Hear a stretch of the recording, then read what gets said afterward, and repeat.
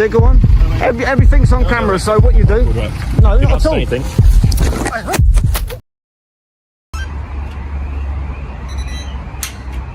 I help you at all? No, I'm alright, thank you. Sure? Yep. You waiting for anybody? I ain't, no. You're not? No. What's the reason that you're recording? I'm not going to answer any questions now. Sorry? I can't hear you. I'm not going to answer any more questions. I don't need your service. Okay, I'm just wondering why you're actually standing outside. Thanks for coming out and talking to me. I do appreciate it, but I don't need your service. Okay?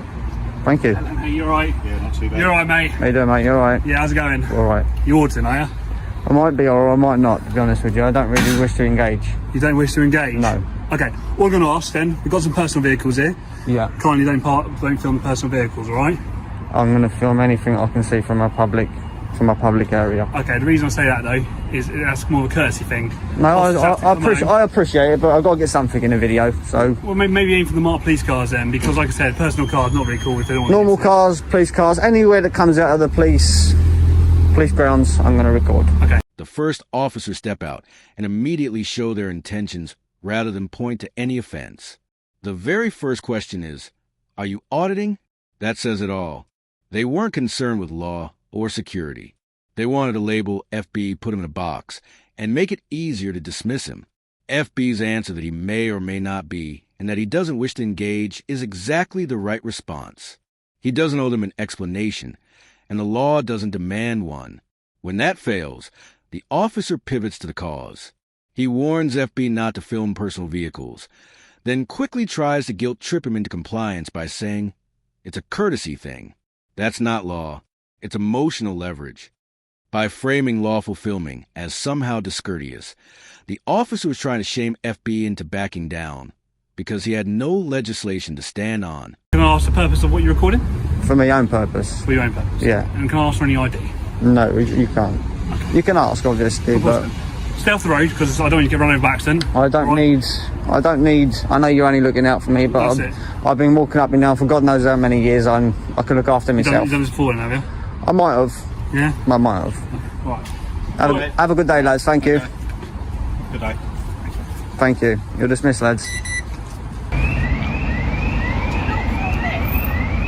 Why not? Do not film me. I'm not giving you my permission. I don't need your permission. Please. You touch me, you'll be in phone trouble, okay? I do not consent to any nicely. touch. I politely refuse. Please put the phone Listen, down. I don't know who you are. Could you step back, please, and leave me alone? No.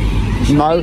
Well, if you touch me, I do not consent to touch, and you will be arrested, okay? So, Really? yeah. What are you laughing at? I'm laughing at you. I'm laughing at you.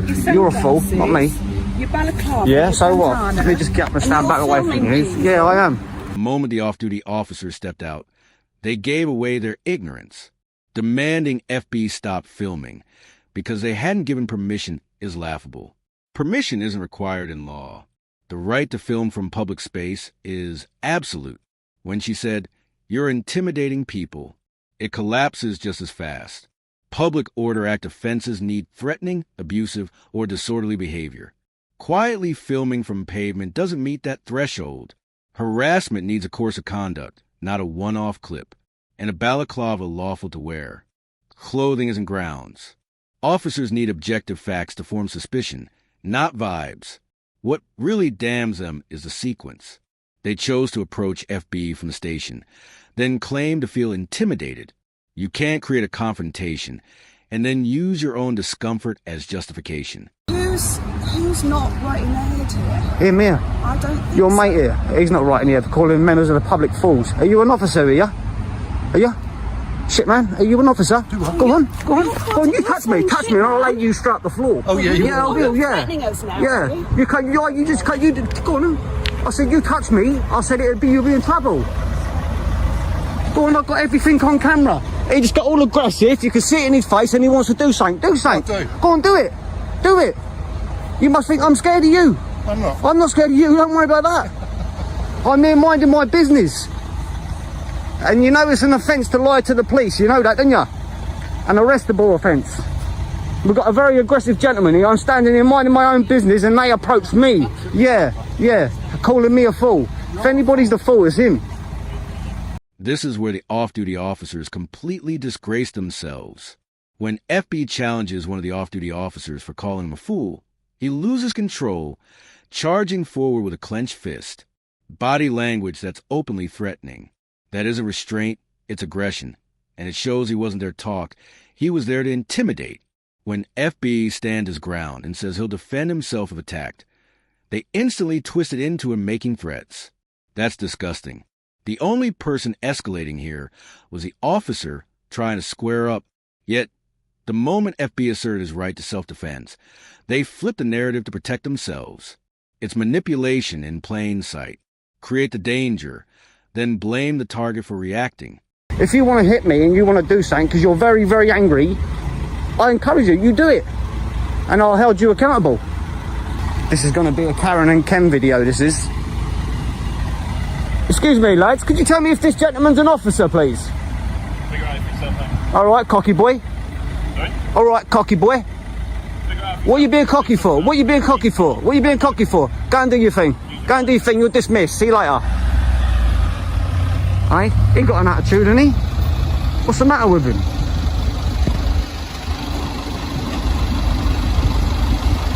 Oh, we've got flashing blues here. Yeah, go on. Everything's on camera, so what you do? No, not at all. When more officers arrive, FB asks the obvious question, are these two even officers? The reply he gets is dismissive. Find out yourself. That's not transparency. That's stonewalling. If action is about to be taken against someone, the least they deserve is clarity about who's involved. Instead, FB was brushed off and left without answers. Moments later, without questioning FB or properly assessing what happened, they moved straight to arrest. And while he's being arrested, FB is rugby tackled to the ground with full force. Despite not resisting or moving away, it wasn't measured. It wasn't proportionate. It was pure overreaction. The officer skipped procedure, skipped assessment, and went straight to violence, exposing how badly they mishandled the encounter from start to finish. FB's updates paint a grim picture of how this played out. Despite being the one tackled and manhandled, he ended up in court facing charges of resisting arrest and even assaulting a police officer. That's how easily the narrative gets flipped. The people using force get to write the report, and suddenly the victim becomes the accused. It's a textbook example of how officers cover themselves. Escalate first, justify later. The charges themselves were weak. Resisting arrest doesn't stick when someone isn't fleeing or fighting. Yet, that's what they pinned on him. The assault claim was even worse. FB's footage shows he wasn't the aggressor. But once an officer writes those words, it becomes their version against his. In court, especially for newer auditors, that's almost impossible to fight.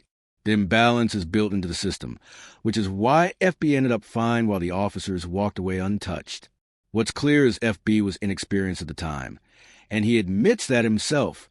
He allowed them to twist the situation by reacting instead of pinning them down with the law. If every demand for grounds, necessity, and procedure had been pressed clearly on camera, the officers would have had less room to invent their story. That's not a criticism of FB. It's a reflection of how stacked the deck is. The less you know, the easier it is for them to write you in as the villain. What this encounter exposed more than anything else is how fragile policing becomes when officers decide feelings outrank law. FB wasn't stopped because of any criminal act. He was stopped because officers didn't like being filmed. From there, everything that followed was about protecting their comfort, not the public interest. That kind of mindset is dangerous because the law stops being standard and personal bias takes its place. The off-duty officers were the clearest example of that. They weren't reacting to a genuine offense.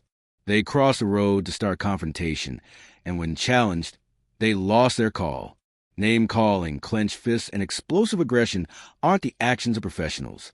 And the moment FB stood his ground, they flipped the script, suddenly casting themselves as the victims.